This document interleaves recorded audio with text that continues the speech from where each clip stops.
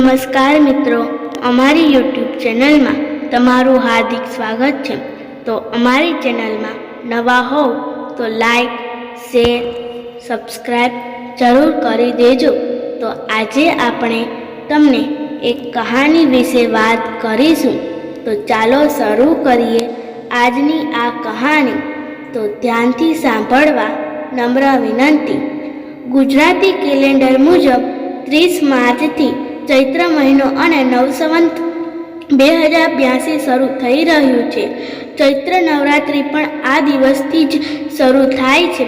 ચૈત્ર મહિનાના દિવસો ઋતુ પરિવર્તનનો સમય છે। હવે ઠંડીનો અંત આવશે અને ગરમી વધવા લાગશે। આ કારણોસર ચૈત્ર મહિનામાં પૂજા અને મંત્રોના જાપની સાથે ખાવા પીવાની આદતો અને જીવનશૈલીમાં કેટલાક ફેરફારો કરવા જોઈએ, જેથી આપણે ઋતુ પરિવર્તન દરમિયાન થતા ઋતુગત રોગોથી બચી શકીએ। ચૈત્ર મહિનો ધર્મ તેમજ સ્વાસ્થ્ય માટે ખૂબ જ ખાસ છે। આ મહિને જીવનશૈલીમાં સકારાત્મક ફેરફારો કરવાથી આપણને સારું સ્વાસ્થ્ય પ્રાપ્ત કરવામાં મદદ મળી શકે છે।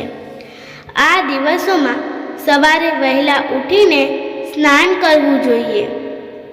વ્યક્તિએ થોડા સમય પૂજા અને ધ્યાન કરવું જોઈએ। ઉનાળાના શરૂઆતના દિવસોમાં ઘણા લોકો તણાવનો સામનો કરે છે। ધ્યાન કરવાથી આપણો તણાવ ઓછો થાય છે અને આપણે દિવસભર કામ કરવા માટે ઉર્જાવાન રહીએ છીએ। ચૈત્ર કૃષ્ણ સપ્તમી અને અષ્ટમી તિથિ પર ઠંડુ ભોજન ખાવાની પરંપરા છે। આ વખતે આ તિથિઓ શીતલા સપ્તમી 4 એપ્રિલ અને અષ્ટમી 5 એપ્રિલના રોજ છે। આ વ્રત રાખનારો ફક્ત એક દિવસ પહેલા બનાવેલ ખોરાક જ ખાય છે। એવું માનવામાં આવે છે કે જેઓ આ વ્રત રાખનારઓને દેવી શીતલાની કૃપાથી સારું સ્વાસ્થ્ય મળે છે। આ શિયાળો જવાનો અને ઉનાળો આવવાનો સમય છે। આ સમય દરમિયાન મોસમી રોગો થવાની શક્યતા વધી જાય છે। આ વ્રત આપણને મોસમી રોગો સામે લડવાની શક્તિ આપે છે। ચૈત્ર મહિના સંબંધિત ખાસ વાતો। ચૈત્ર નવરાત્રિ દેવી માતાની ભક્તિનો મહાતહેવાર ચૈત્ર મહિનામાં ઉજવવામાં આવે છે। આ મહિનામાં રામનવમી, હનુમાન પ્રગટ ઉત્સવ અને મત્સ્ય અવતાર જયંતિ જેવા મુખ્ય તહેવારો ઉજવવામાં આવે છે। ચૈત્ર મહિનો ઋતુ પરિવર્તનનો સમય છે, તેથી આ મહિનામાં ખાવા પીવાના ખૂબ જ કાળજી રાખવી જોઈએ।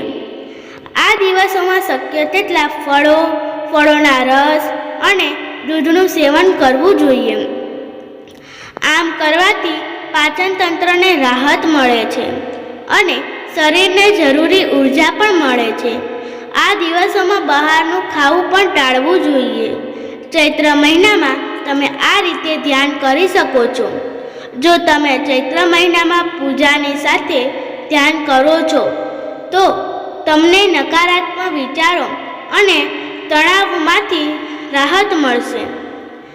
વિચારવાની અને સમજવાની શક્તિ વધશે અને એકાગ્રતા જળવાઈ રહેશે। ધ્યાન કરવા માટે ઘરમાં એવી જગ્યા પસંદ કરો જ્યાં શાંતિ હોય। સાદડી પાથરીને સુખાસનમાં બેસો। તમારી આંખો બંધ કરો અને તમારું સંપૂર્ણ ધ્યાન બે આંખો વચ્ચેના અજ્ઞા ચક્ર પર કેન્દ્રિત કરો। તમારા શ્વાસોનો દર સામાન્ય રાખો। ધ્યાન કરતી વખતે વિચારવું ન જોઈએ।